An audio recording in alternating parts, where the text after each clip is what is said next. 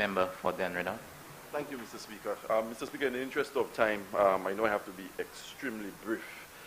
During my previous presentation, I noticed your light came on, suggesting that I do what the member for Library would have called a rapid descent, and I never got a chance to speak to the state of emergency, but I just want to very quickly reiterate something that was said by the member for Castries South. We have agreed, Mr. Speaker, to give the Prime Minister the requisite power that he needs in the situation, and I think all of us on this side have said that much.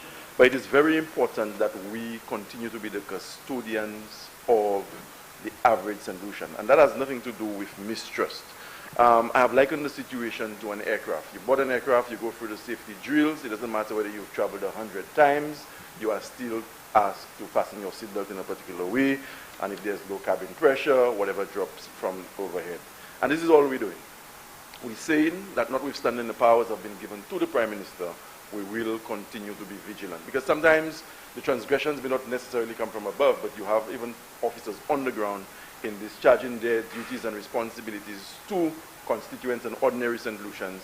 Sometimes they overstep their boundaries, and it is the parliamentarian that the aggrieved person would have to turn to for some measure of comfort.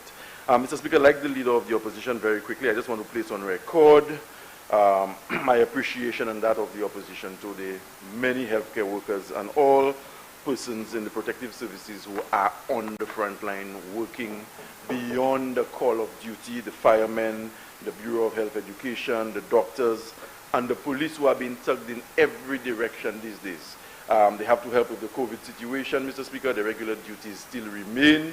They have been called to provide reinforcement to security at the prison.